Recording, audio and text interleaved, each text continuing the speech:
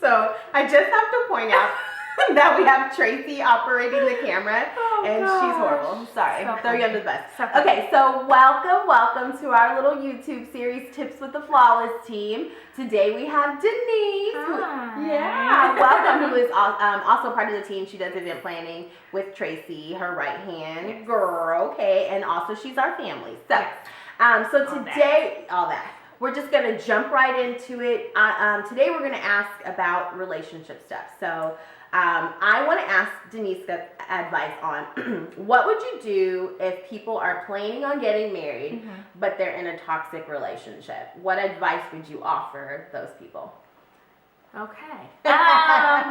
Relationship advice is hard when dealing with friends, because I feel like nobody wants to offend anybody. You kind of walk on eggshells when it comes to your friends and relationships. Don't talk about my man. You don't know. So well, that's funny that you mentioned that, because on my notes it says keep people out your business. Right. So that's hard. How do you keep people out your business, but then have some seek advice? Right. Exactly. Absolutely. You have to be very careful who you let into your personal business. That's very step true. one. Right. But I feel like when it comes to toxic relationships, one thing I've learned is that people have different boundaries and different deal breakers. So I think it's important to know what your deal breakers are before you even get into a relationship. You need to have a list of non-negotiables. Absolutely. And then anything else you can kind of work through, because you are bringing somebody into your life, a whole nother person. You have your set ways, they have their set ways, and you're trying to combine them. So people are going to come with their own set of issues and baggage and everything. So you have to be prepared for that. Right. I feel like it's important to know who you are as an individual before you step into a relationship. Absolutely. So a lot of self-love, self-healing if you've been through hurts before. Absolutely. Because you have to be strong and know who you are. Absolutely. 100%. You have to heal before moving on. Right. So I think I would never date somebody who smokes cigarettes. That is a non-negotiable for me. Okay. So if I'm in a relationship and somebody's smoking, I know I gotta bounce, because that's not, I'm not gonna talk to my friends about it, because they'll be like, girl, that's something you don't never deal with. Right, exactly. So I think that's really important. And I think giving advice, you don't know somebody's breaking point, deal breaker, non-negotiables. So what works for you may not work for somebody else. Absolutely. So it's hard to not put your own ideas of what a perfect relationship should be and how this should work. Right. You don't know where somebody else is in their space. Right. So you can't say you should break up with him. That's not good, because they're going to put up with more than you may put up with. Right. I feel like there really is no perfect formula for it. At all. We watch as kids growing up all these little fairy tales, and you're just like, that doesn't work for everybody. So it's not you really real. have to create. Right. It's not real. Let's be real. It's not real. It's not. You really have to create your own reality. Right. And what, like you said, what works for you. And for me, I'm just not about the drama. I shut my husband down real quick. I just tell you that right now. I asked him this question about what would you say to people who's in toxic relationships. His answer was, that's dumb. Plain and simple. That's dumb. So that sounds like a guy response. Oh, that's stupid. That's dumb. Why would you even subject yourself to that? Right. So that's the kind of person I am. I'm not going to subject myself to a lot of toxic people. I keep my circle very small, very close. Right. And relationships isn't just man and woman. It's friendships too. Absolutely. So you have to watch the type of energy that you're bringing around you, because people feed off of each other's energy. So if you're always around a negative person, somebody that's always talking about other people, gossiping, that's the person that you kind of are going to turn into, because they're not having those conversations by themselves. Right. So you're feeding into it, and you're going back and forth. And I think Will Smith posted a video on his Instagram the other day, and I saw was tagged in it. I was was so too. Good. It was about surrounding yourself around people who are feeding your flame. Yes. And not in a bad way. Yeah. It's about nurturing and inspiring you. So I got tagged in that by Lisa. Thank you. Hey, so Lisa. she says I'm feeding her flame. But that's my circle of people. That's my family, my friends, the people we do business with.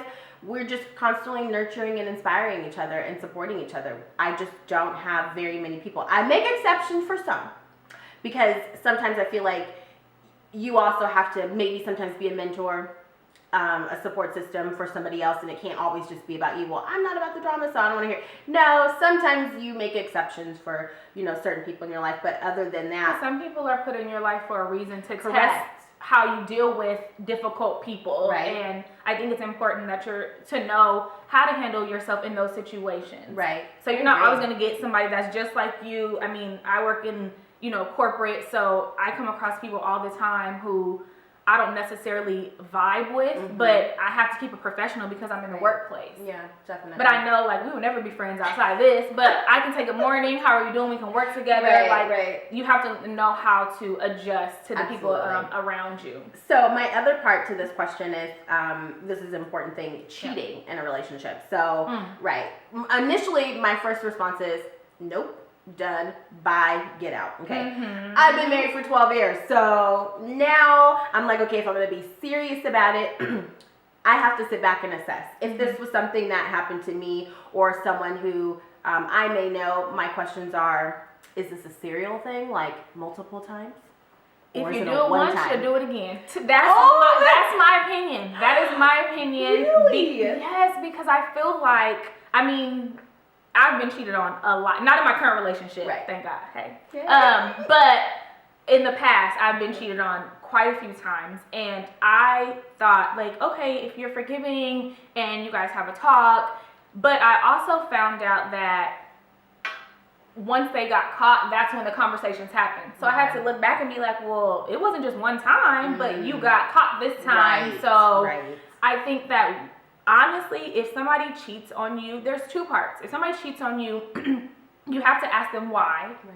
But who's going to be honest unless they got caught? Nobody's going to come to you and say, I have a confession. I cheated on you. It's not going to happen. They have to get caught and somehow. They must be on the fear of that they're about to get caught. Right. That's my opinion.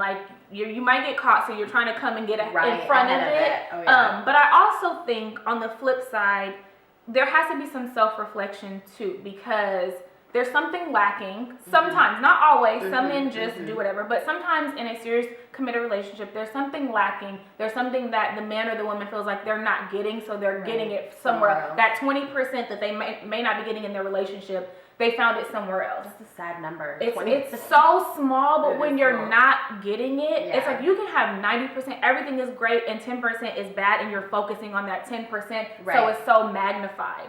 Do you think that, we look at relationships like Jay-Z and Beyonce, and I'm like, this is a woman who, for most of us, we look at and we're like, you have it all. She is dominating on every part of being a woman, just and I'm like, and then you have it. It's like, is there any hope for the rest of us? Because he cheated, right. Because if you can cheat on a woman like Beyonce, who seems to have it so well put together, and we don't know her personally, but from the outside there looking was something lacking in that he felt a need to go outside of his marriage. Yeah. However, Jay-Z and Beyonce are the exception, not the rule. To me. Yeah. They are billionaires, millionaires, whatever heirs. You can't be making $30,000 a year and think you're just going to be running around cheating on me. That's not gonna happen. I'm sorry, not that money is everything, but it helps. But it helps because who else is Beyonce gonna be with? Right. Who else is gonna be on her level? They are equals. That's very true. And not that he gets a pass, but I feel like it's when you look back and however they worked it out, they put it on a record, whatever. Yeah. They figured out how to work it out. So I just think you have to really think about who you're dealing with and is it worth it? Sometimes it is worth it to work it out. You see the potential in your relationship, the good outweighs the bad. Right. But if it doesn't, you have to really do some self-reflection. Yeah, absolutely. Yeah. Well, this was awesome having you on here. This is why I was like, we have to have Denise. Your opinion is so awesome. So it's so fun. So until next time, all right. Take care. Bye.